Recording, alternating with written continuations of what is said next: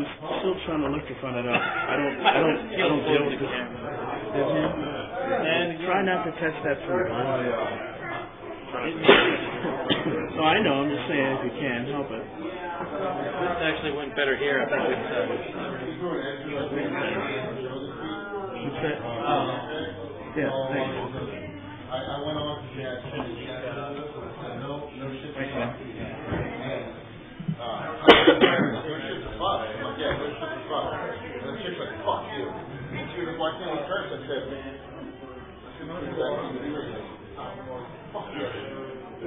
Alright, you want to answer your questions to people? Before people go away. Alright. That's actually not too bad. Actually, I'm going to switch that to the...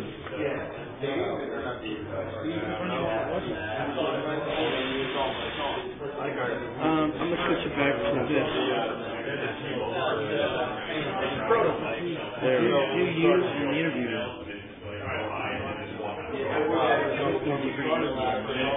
I know. Actually, just switch the camera. What are you guys doing it again tomorrow? What? We can. What do you want then? That's fine. That's perfect. We don't have any input. I mean, I think after visiting the studio, we'll have a lot more to say. Of course, it won't be like... We won't be able to talk anything. That's the reason why we do it now. Do you want to talk to any of your people who got questions for you?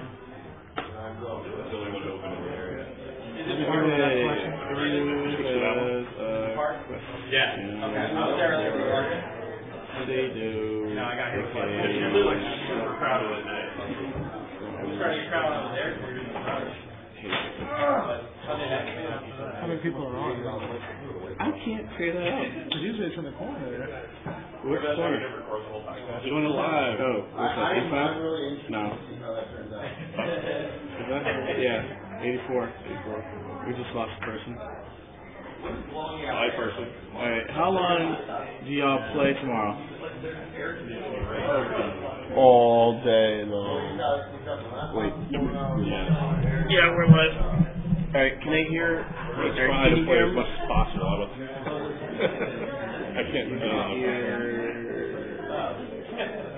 Say that. The question is what year? Answer something. So the question is, if you could play any race in Star Wars, what would you want to play? Rhodians? I don't know, maybe you heard of them. But yeah, if I'm from Playable Racers that they've currently announced, I'm probably going to end up going either Human or Rataki, so the Bounty Hunter, so Rataki, whatever you call it. So so Rataki is what you're looking at right now? Well, either that or Human. So. Okay. Let's see. Where are you all guys? Yes, okay.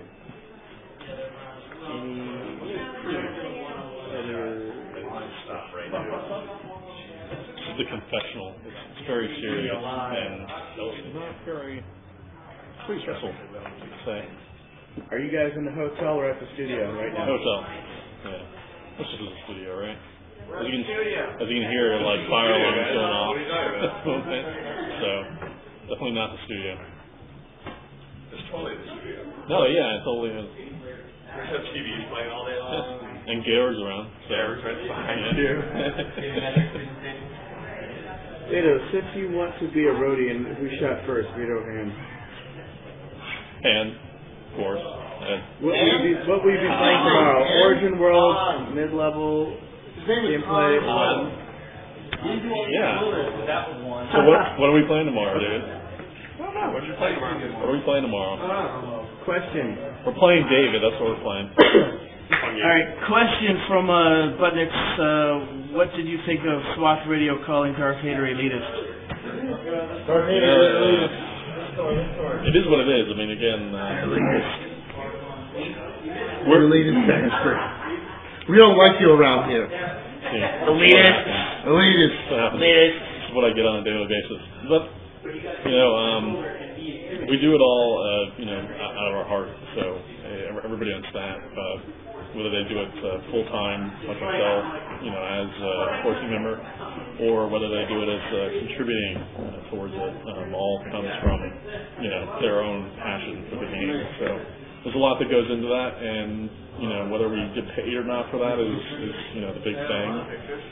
We all want to be paid for what we love to do.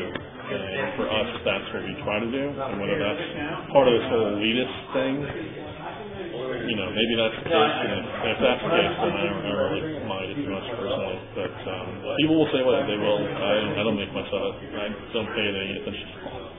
If I did, probably wouldn't be doing this. So what's your main class going to be?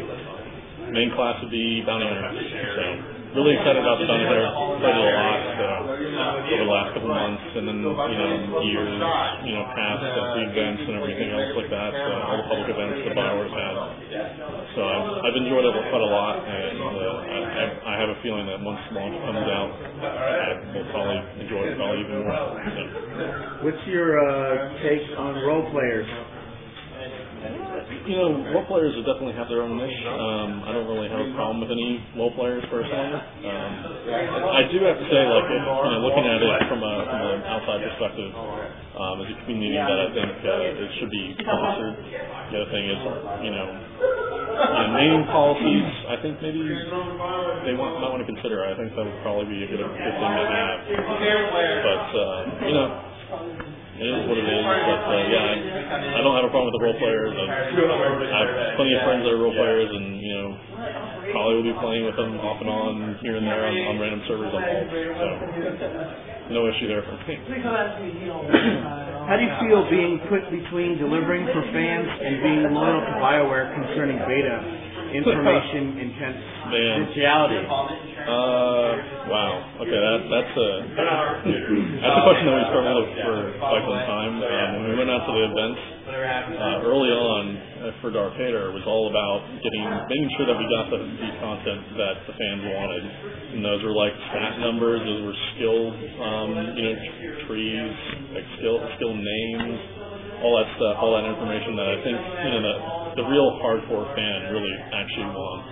People will tell you that they want game information here and there, and we always make sure to hear the community out and get those things that they wanted. So it's that balancing act, though, unfortunately, because there's certain things that BioWare obviously doesn't want you talking about, specific skill numbers and all that stuff that aren't completely 100% done. So balancing that and making sure that we have enough for our fans is the biggest focus for us. But dissections came from our site, and making sure that we wanted to pull out that information, and that extended itself to all the coverage. So that drove us, and that was primarily a result of just the fans wanting that information. So. Okay, how strongly do you think BioWare is working to make this game appeal beyond the traditional MMO market, folks new to the genre, etc.? I think the co-op element and the social stuff that they're doing should pull in quite a lot more people. The fact that it's Star Wars IP and it being a little bit more casual, at least early on, the level up game should help out quite a bit in that.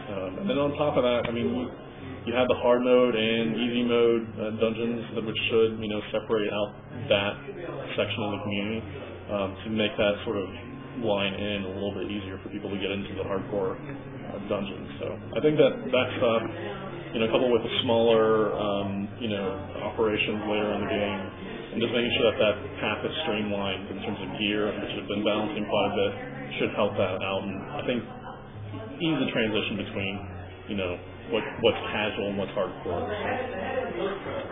How do you think tanks are going to do in PvP? I'm excited to actually get hands-on with the tank in PvP, because again, I'm planning on playing a power tech. So my biggest question is how does tanking work, right, for PvP, and how does taunting work? How does that? Because we haven't really seen that much. They commented about it in the Dev Tracker post, but we haven't really seen it really work in a gameplay sense. From video that we can actually see and dissect. So that stuff I think is cool. Guarding, I think, will really be one of those things that will come out of it as being one of the key things that really make a tank in PvP, and if that stuff doesn't work out, I think it'll hinge on that. But Warhammer, paved the way in that way, and I think they did a great job in Warhammer. So hopefully they're taking some notes from that and pulling them forward. So, and they obviously have, because from the design choices that Gabe and the rest of the team has made in that regard. So, do you believe that BioWare will be more committed to ensuring in-game quality of play in terms of generous game master presence, or do you believe they are more trusting of communities to police themselves? Jeez, that's wow. That's quite the question. I mean, I don't know what plans they have for post game support, but I'm sure they have plans for it. BioWare's feeding you information, right? Yeah, totally. I mean, BioWare checks too, right? So, no, I wish I knew. Unfortunately, I can't. I don't know. Alright, let's see. If a train leaves New York and is traveling at 40 miles per hour, and another leaves Chicago traveling at 50 miles per hour, where do they collide? Okay. I'm trying to do math with being drunk, and it doesn't work. It was worth a shot. Buzzed. Kids at home. Barely. I had like 2 sips of Shiner. Okay, here's an interesting question. Who initiated the Curse partnership, and how long were you in negotiations? Who initiated it? Well, I don't know if I can speak on that. Okay. And I can't say like anything about like how long it took. Unfortunately, I wish I could, but maybe later. It's a good question though. I mean, it might be something that maybe we talk about in a blog post release. I think that might be a good time to address some of those post launch concerns and all that stuff. So, who would you date, a Tortugas or a Zeltron? Zeltron is what? I forget what race the Zeltron are. Togruta, so Togruta. I'm not right. I don't know. Togruta. All right, cool. I'll look at that one.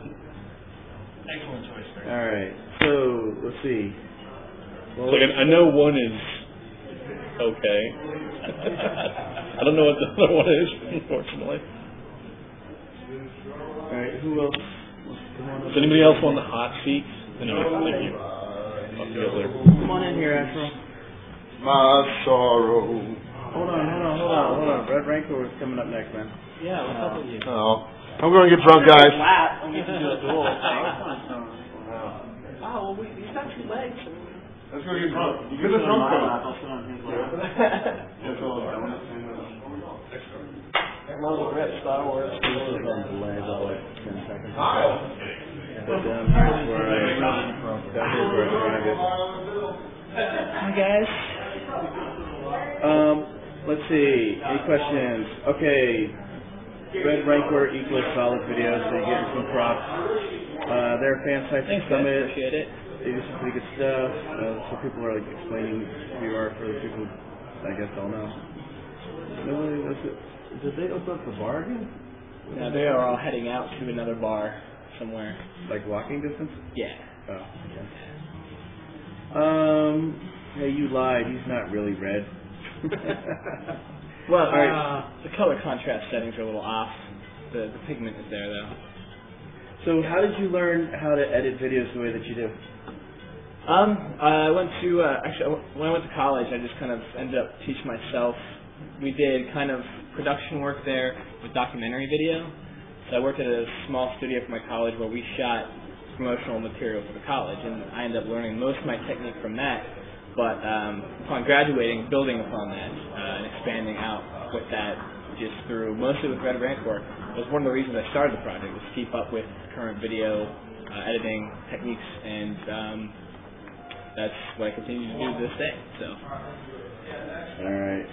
Let's hit this angle, and if you want to grab a chair and move in a little bit, Let's do a dual thing.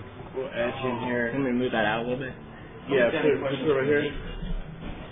No, There you go. Here's somebody they want to talk to. come on in and try to see, like, just sit right there, or give him one of the. Where am I sitting? I'm sitting on this chess piece. Yeah. It's kind of like